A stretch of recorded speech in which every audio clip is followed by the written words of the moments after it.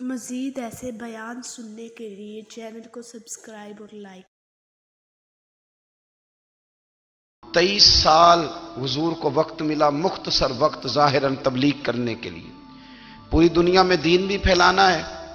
گھر میں 11 ازواج ہیں، 4 بیٹیاں ہیں، ان کی اولادیں، سارے کام کاج بھی دیکھنے ہیں۔ لیکن سیدہ طیبہ طاہرہ حضرت عائشہ صدیقہ رضی اللہ تعالیٰ عنہ فرماتی ہیں سارا دن تبلیغ کرتے، ہر غلام کے دکھ سنتے، گھر میں آتے تو اپنے گھر والوں کا خیال کرتے، کام میں ہمارا ہاتھ بٹاتے۔ قربان جاؤں، کہتی ہیں زمانہ سارا سو جاتا لیکن آمنہ کے لال مصلی بچھا لیتے۔ دنیا سو گئی، ساری سب سو گئے، جو خدام تھے، وہ جو غلام تھے، وہ سو گئے۔ صحیح مسلم نے لفظ ملیں گے، سیدہ پاک فرماتی ہیں او میرے نبی کے غلاموں، میں نے یہ رنگ بھی دیکھا ہے کہ حضور نے اتنا کھڑے رہے، اتنا قیام کیا، اتنا قیام کیا کہ مقدس پیروں میں ورم آ گئے، سوج گئے پیر۔ ہم سیر کرنے گئے تو تھک گئے، بات الگ ہے، لیکن عبادت میں یہ بھی تو مسلم شریف ہے نا، یہ بھی تو دین ہے نا، یہ بھی تو حضور کی سنت ہے، یہ بھی تو وہ چیز ہے جو کریم کی آنکھوں کی ٹھنڈک ہے۔ سیدہ فرماتی ہیں پیروں میں ورم آ گئے، اور ساری رات ہی حضور نے نماز پڑھی اور ایک ہی آیت بار بار دہرائی۔ مسجد نبوی میں بلال حبشی نے فجر کی اذان دے دی اور حضور ابھی مصلی پہ تھے۔ کریم فارغ ہوئے، میں نے عرض کی یا رسول اللہ صلی اللہ علیہ وسلم، آپ کے تو صدقے اللہ اگلے پچھلوں کے گناہ معاف کرے گا، تو آپ اتنی آہوزاری کیوں فرماتے ہیں؟ آپ تو شفیع ہیں، آپ تو انبیاء کے امام ہیں۔ تو حضور نے فرمایا عائشہ تم نے گنوایا ہے نا میرے اللہ کی مجھ پر کتنی رحمت ہے، افلا اکون عبدا شکورا، فرمایا اگر اس نے اتنی نعمتیں دی ہیں تو کیا میں اس کا شکر گزار بندہ نہ بنوں؟ میں شکر گزار بندہ نہ بنوں اس کا؟ پھر اگر اتنی نعمتیں اس نے دی ہیں، مجھے اتنا نوازا ہے، تو پھر میں اس کے سامنے سجدے نہ کروں؟ او میرے بھائی، بڑے قابل فخر لوگ ہیں ہم کہ ہم نبی پاک کے غلام ہیں، ہم قابل فخر ہیں کہ نبی کریم کے غلام ہیں۔ کیا کبھی اس غلامی کے شکرانے میں بھی 2 نفل پڑھے کہ یا اللہ تیرا شکر ہے تو نے ہمیں حضور کا غلام بنایا ہے؟ یاد رکھیں کہ اپنی روحانی زندگی کو آباد کریں، استغفار پڑھیں، تسبیحات کریں، کچھ چھوٹے چھوٹے اعمال ہیں ان کو اپنی زندگی میں حصہ بنائیں۔ ترمذی شریف میں حدیث ہے، نبی پاک صلی اللہ علیہ وسلم نے فرمایا 3 مرتبہ صبح، 3 مرتبہ شام اعوذ باللہ السمیع العلیم 3 دفعہ یہ پڑھو، اور 1 دفعہ سورۃ حشر کی آخری 3 آیات، هو اللہ الذی لا الہ الا هو عالم الغیب والشہادۃ هو الرحمن الرحیم۔ اعوذ باللہ من الشیطان الرجیم ہے نا، اس کو پڑھنا ہے اعوذ باللہ السمیع العلیم من الشیطان الرجیم۔ فرمایا 3 دفعہ اس کو پڑھو اور 1 دفعہ سورہ حشر کی 3 آیتیں، 1 دفعہ صبح اور 1 دفعہ شام۔ صبح کیا ہے، شام کیا ہے؟ تو اعلیٰ حضرت بریلوی فرماتے ہیں صبح سے مراد ہے آدھی رات ڈھلنے سے لے کر سورج نکلنے تک، آدھی رات ڈھلنے سے لے کر یعنی تہجد کا ٹائم سے لے کر سورج اور شام کیا ہے، دوپہر ڈھلنے سے لے کر مغرب کی اذان تک، یہ شام ہے۔ اب سن لیں، یہ ترمذی کی حدیث ہے سیاستہ کی، نبی پاک نے فرمایا جس نے 3 مرتبہ اعوذ باللہ پڑھی اور 1 بار سورہ حشر کی آخری 3 آیتیں پڑھی، 1 دفعہ صبح پڑھے، 1 دفعہ شام پڑھے، نبی کریم علیہ السلام فرماتے ہیں اگر صبح پڑھے گا تو 70,000 فرشتے شام تک، اور اگر شام کو پڑھے گا تو 70,000 فرشتے صبح تک پڑھنے والے بندے کی مغفرت کی دعا مانگتے رہیں گے۔ چلے میں تو اس بات پہ بھی بڑا راضی ہوں کہ پہلی دفعہ اہل سنت میں ایسا ہو رہا ہے کہ وظیفہ ملنے پر لوگ نعرے لگا رہے ہیں، ورنہ وظیفہ بتائیں تو کہنے ابھی پڑھیں گے پر کوئی تویز بھی لکھ چھڑو ماڑا گیا۔ ایک صاحب آئے مجھے کہنے لگے جی برکت کوئی نہیں، غربت بڑی ہے۔ میں نے کہا سورۃ واقعہ پڑھا کر، کہتے پیر صاحب تھوڑی تکلیف کرو کو میں نے تویز بھی کر دیو۔ میں نے اسے کہا خدا کے بندے میں تویز دوں گا پتہ نہیں کام بنے گا نہیں بنے گا، سورۃ واقعہ پڑھ، یہ وہ تویز ہے جو مدینے والے رسول نے عطا فرمایا ہے کہ سورۃ واقعہ پڑھو تمہیں کبھی فاقہ نہیں آئے گا۔ تو وظائف پڑھیں، عبادات کریں، تیاری کریں، کچھ نیک اعمال بچائیں ایسے جن کا ہمیں پتہ ہو، جو ہمارے رب کو پتہ ہو۔ حضرت عبداللہ ابن عمر رضی اللہ تعالیٰ عنہ حضرت عمر کے صاحبزادے، مکہ مکرمہ میں ان کی قبر ہے۔ میں نے جب انہیں پڑھا تو مجھے ان سے بڑا پیار ہو گیا، لیکن آپ کو پتہ ہے وہاں جا کے کسی شخص کا مزار تلاش کرنا یا پوچھنا ایک مشکل کام ہوتا ہے۔ تو ایک دفعہ میں مکہ شریف میں حاضر تھا، تو ایک گاڑی والا ڈرائیور مجھے کہنے لگا کہ مولانا میں آپ کو جانتا ہوں، مجھے آپ سے محبت ہے، ایک بات بتاؤں آپ کو؟ میں نے کہا بتاؤ۔ کہنے لگے حضرت عبداللہ ابن عمر کی قبر دیکھنی ہے۔ میں نے کہا یہ تو نہیں کہہ رہا، یہ کسی نے بندوبست کرایا ہے، یہ اللہ نے تیرے دل میں بات ڈالی ہے، یہ ہو گیا، تو لے چل مجھے۔ حضرت عبداللہ ابن عمر کو نبی پاک نے فرمایا تھا راجل صالح، یہ نیک بندہ ہے، یہ متقی آدمی۔ حضرت عبداللہ ابن عمر رضی اللہ تعالیٰ عنہ سیدنا فاروق اعظم رضی اللہ تعالیٰ عنہ کے صاحبزادے ہیں، اور ان کی ہمشیرہ سیدہ حفصہ رضی اللہ تعالیٰ عنہ حضور کی زوجہ محترمہ ہے۔ ایک دن اپنی ہمشیرہ سے کہنے لگے کہ نبی کریم صلی اللہ تعالیٰ علیہ وسلم گھر میں آئے نا، اور اگر حضور غم امت میں پریشان نہ ہوں، طبیعت کو حشاش بشاش دیکھو، تو ذرا پوچھنا تو صحیح حضور کا میرے بارے میں کیا خیال ہے، پوچھنا تو صحیح کہ کریم کی بارگاہ میں میرا کیا مقام ہے، میرے بارے میں حضور کیا فرماتے ہیں۔ اب بہن کو کام بتائے، اور بتائے بھی بھائی، اور پھر بہن وہ کام نہ کرے، یہ تاریخ میں ہوتا نہیں۔ حضرت عمر فاروق رضی اللہ تعالیٰ عنہ کی صاحبزادی ام المومنین رضی اللہ تعالیٰ عنہ فرماتی ہیں کہ میں تو بس منتظر تھی، انہوں نے تو کہا تھا نا کہ اگر تم حشاش بشاش دیکھو تو بات کرنا، لیکن حضور تشریف لائے، میری باری تھی، میرے گھر تشریف لائے، کھانا پیش کیا تو فوراً میں نے عرض کی حضور ایک بات پوچھنی تھی۔ تو حضور نے فرمایا پوچھئے۔ میں نے عرض کی حضور میرے بھائی عبداللہ ابن عمر کے بارے میں آپ کا کیا خیال ہے؟ نوجوانوں میری بات پہ غور کرنا، میرے بھائی کے بارے میں آپ کا کیا خیال ہے؟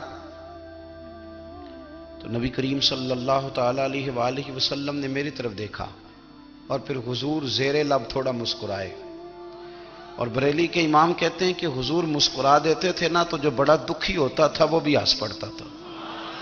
اب سوال پیدا ہوتا تھا کہ پھر تو اس مسکراہٹ کے لیے انتظار کرنا پڑتا ہوگا کئی مہینے کہ حضور مسکرائیں تو رونے والے ہنسیں، تو اعلیٰ حضرت فرماتے نہیں، انتظار نہیں کرنا پڑتا، یہ مسکراتے رہنا تو حضور کی عادت ہے۔ جس کی تسکین سے روتے ہوئے ہنس پڑے، اس تبسم کی عادت پہ لاکھوں سلام۔ یعنی یہ تو عادت ہے حضور کی مسکراتے رہنا، اس کے لیے انتظار نہیں کرنا پڑتا۔ بھائیو آپ خیال رکھیں گے، غور کریں گے، حضرت عبداللہ ابن عمر رضی اللہ تعالیٰ عنہ کے بارے میں پوچھا تو سیدہ فرماتی ہیں کہ نبی کریم صلی اللہ تعالیٰ علیہ وسلم نہ زیر لب مسکرائے اور فرمایا حفصہ تیرا بھائی ہے تو اچھا، لیکن میں نے سنا ہے کہ عشاء کی نماز پڑھتا ہے تو فجر تک سویا ہی رہتا ہے۔ او نوجوانوں، 10 بجے تک سونے کی بات نہیں ہوئی، 9 بجے تک سونے کی بات نہیں ہوئی، 11 بجے اٹھنے کی بات نہیں۔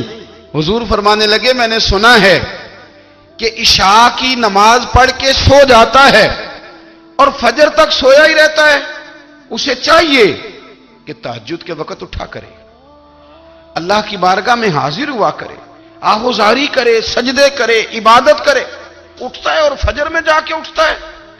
حضرت جناب حفصہ رضی اللہ تعالیٰ عنہ کہتی ہے میں نے جناب عبداللہ ابن عمر کو پیغام دیا اور میں نے کہا میرے جوان بھائی سن، نبی پاک نے فرمایا ہے تو اچھا پر تہجد میں نہیں اٹھتا، نفل نہیں پڑھتا۔ او میری ملت کے جوانوں، مزہ نہیں آ جاتا جب ساری دنیا سوئی ہو، ساری دنیا، اور بستر بھی گرم ہو اور نیند بھی پورا غلبہ کر رہی ہو، اور اچانک گھنٹی بجے دماغ میں، آنکھ کھلے، گھڑی پہ نظر پڑے، 3:30 4 بجے کا پیغام گھڑی بتائے، اور کوئی چڑھتی جوانی والا اٹھ کے وضو کرے، اور جب وہ مصلی کھول کے بچھائے تو مدینے والے محبوب کہتے ہیں کہ ہر نماز پہ رب ثواب دیتا ہے، اور جو اٹھ کے تہجد کی نماز پڑھے اسے دیکھ کے تو رب مسکراتا ہے، جو اس کی شان کے لائق ہے، جو اس کی شان کے لائق، وہ مسکراتا ہے، خوش ہوتا ہے کہ میرا بندہ تہجد میں اٹھ گیا، وہ مسکراتا ہے۔ کاش ہماری صبحیں کبھی اپنے مالک کے نام ہو جائیں. کاش کے صبح حضرت ابو الحسن رحمت اللہ تعالی علیہ حضرت معاذ ابن جبل رضی اللہ تعالیٰ عنہ کے پاس بیٹھا کرتے تھے. فرماتے ہیں ان سے جو پیار بڑھا تو پھر میرا مصلی سے بھی بڑھ گیا. تابعی ہیں. فرماتے ہیں صحابی رسول سے محبت ہوئی تو ذکر سے بھی ہو گئی, پھر درود شریف سے بھی ہو گئی. محبت ان سے بڑھی تو پھر اللہ نے مسجد کا پیار بھی بڑھا دیا. آپ فرماتے ہیں کہ میری ہر وقت طبیعت چاہتی تھی کہ بس اللہ اللہ کروں, بس اللہ اللہ کروں, بس نہ میں ذرا تھوڑی جان چھڑاؤں لوگوں سے, کو 10 منٹ ملے تو میں کو 4 نفل پڑھ لوں, میں تھوڑا سا نہ بچوں لوگوں سے, اور مجھے تسبیح ملے تو میں نہ کچھ 400-500 دفعہ استغفار پڑھوں, سبحان اللہ, الحمدللہ, اللہ اکبر, لا حول ولا قوت الا باللہ, میں نہ تسبیحات پڑھوں. فرماتے ہیں کہ بچے تھے گھر میں 6-7, غربت تھی, کام ملتا کوئی نہیں تھا, اور میں کام چور نہیں تھا, کام ڈھونڈتا تھا, پر اللہ کی قدرت کے کام نہیں ملتا تھا. فرماتے ہیں کہ میں نے ایک دن اپنی اہلیہ سے کہا کہ آج میں پھر جاتا ہوں کام ڈھونڈنے. تو میری بیوی بڑی فرما بردار تھی, پر اس دن نہ غربت کے ہاتھوں تنگ آ کے کہنے لگی آج نانا کوئی تو چیز لے کے آیا. تو مجھ سے بچوں کی بھوک نہیں دیکھی جاتی, یہ سب روگاں دا روگ محمد جس دا نام غریبی, کنڈ بلا کے لنگ جاندے نہیں دوست یار قریبی. آج نہ کچھ لے کے آیا تو میں بچے لے کے میکے چلی جاؤں گی. شیخ فرماتے ہیں کہ میں بڑا پریشان گھر سے نکلا, پر میں نے صبح سے لے کے زور تک کام ڈھونڈا, کام ملا کوئی نہیں. تو میرے دل میں خیال آیا چلو کام نہیں ملتا تو اللہ اللہ تو کرے نا, چلو بندوں کی مزدوری نہیں ملتی تو رب کریم کی عبادت ہی کرتے ہیں. فرماتے ہیں کہ میں نے نا فرات کے پانی سے وضو کیا, نہر کے, شدید دھوپ تھی, ساتھ ریت تھی اور ریت تپ رہی تھی. میں نے اپنا رومال وہیں مصلی کے طور پر بچھا لیا, اور فرماتے ہیں کہ زور سے لے کر عصر تک نماز پڑھی, دھوپ بھی پورے زور پہ, پر میرے سجدے کا ذوق بھی پورے زور پہ. فرماتے ہیں سورج بھی چمک رہا ہے اور رب کی عبادت کا ذوق بھی پورے زور پہ. میں سجدہ کروں تو پھر میرا اٹھانے کو جی نہ چاہے. میرے استاد لکھا کرتے تھے, یہ ان کا شعر ہے, وہ کہا کرتے تھے مجھے سوز دے, مجھے ساز دے, اور مجھے نیم شب کا نیاز دے, دم سجدہ خود کو میں توڑ دوں, مجھے ایسا ذوق نماز دے. اور میں تیری بہار کا پھول ہوں, میں کھلا بھی ہوں تو تیرے لیے, مجھے میری شاخ سے توڑ لے, مجھے اپنی زلف کا ناز دے. بھائی فرماتے ہیں کہ عصر تک میں نے نفل پڑھے, دل ڈھلنے لگا, عصر کی نماز پڑھی اور میں وہاں سے چلا. اب میں جب نکلنے لگا تو دل میں خیال آیا کہ چھوٹی چھوٹی دیواریں ہیں گھر کی, بغیر کچھ لیے جاؤں گا تو بیوی دور سے دیکھے گی تو شور کرے گی کہ پھر خالی ہاتھ آ گیا ہے. کہتے میں نے اپنے اسی رومال میں جس پہ میں نے نماز پڑھی تھی نا, رومال میں کی آخی دے پنجابی جو صافہ کہتے ہیں, اسی میں نا میں نے کچھ ریت بھر لی کہ وہ دور سے دیکھے گی تو سمجھے گی کچھ لے کے آیا ہے, چلو جا کے اسے بتا دوں گا کہ آج پھر مزدوری نہیں ملی. کہتے ہیں وہ ریت لے کر جب میں گھر میں گیا تو پہلے بیوی دروازے پہ کھڑی ہوتی تھی, پوچھتی تھی خالی ہاتھ آ گئے ہو, آج میں نے دیکھا تو ہے ہی کوئی نہیں. فرماتے ہیں میں اندر داخل ہوا, سلام لیے, کونے میں نے وہ رومال رکھ دیا اور میں نے آواز دی کہ بھلی مانس کہاں ہو. تو وہ کہنے لگی آپ منہ ہاتھ دھو لیں, میں روٹی لے کے آئی. میں نے کہا روٹی کہاں سے آ گئی, یہاں تو کئی دنوں کے فاقے, تو کئی دنوں کی غربت ہے, یہاں تو اس گھر میں تو فقیری ہے.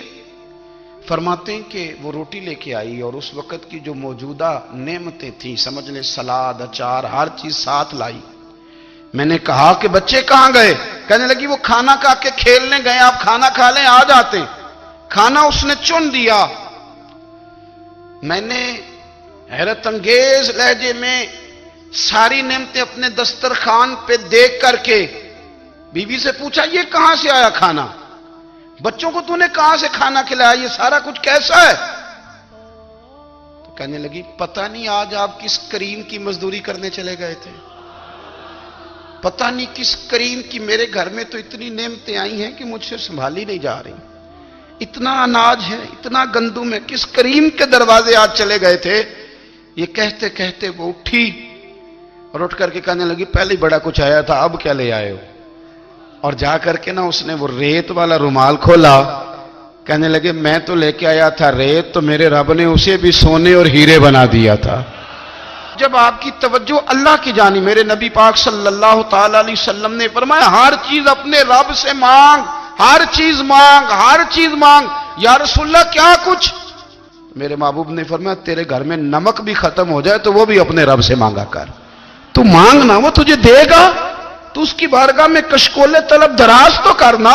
اور ترمذی شریف میں عجیب لفظ ہیں، رسول کائنات نے فرمایا، رب کریم فرماتے ہیں جب میرا بندہ ہاتھ اٹھاتا ہے نا تو مجھے حیا آتی ہے کہ میں خالی کیسے لوٹا دوں اس کے۔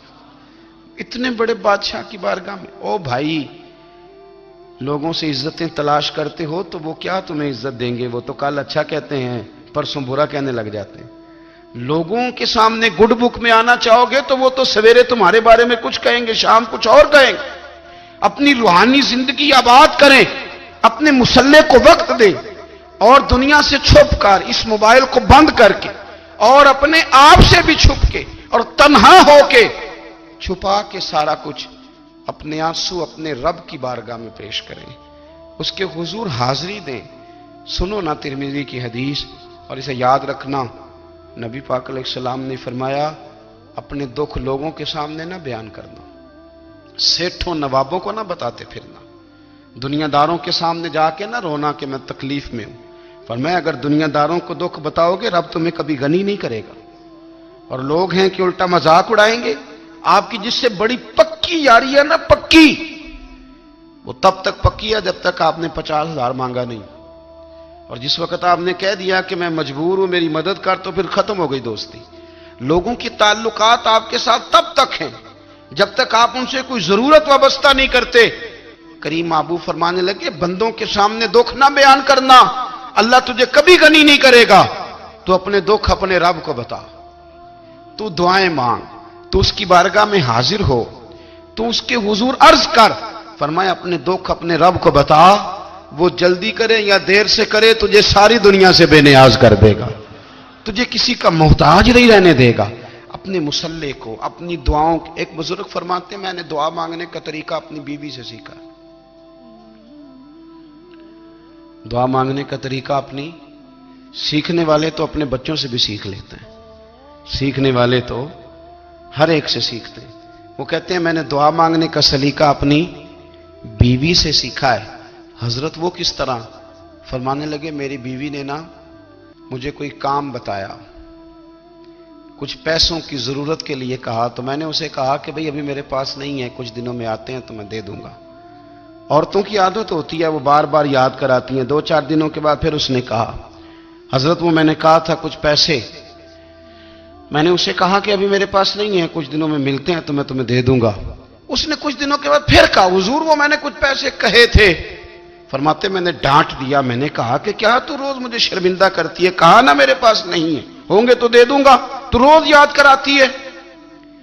فرماتے ہیں اس نے پہلے تو میری ڈانٹ کو سہا، پھر میرے سخت جملوں نے اس کی آنکھوں میں آنسو پیدا کر دیے، پھر اس نے اپنے آنچل میں اپنے اس دکھ کو سمیٹا، اور پھر اس نے ایک جملہ کہا تو میں رو پڑا، اور مجھے اپنے رب سے مانگنے کا طریقہ آ گیا۔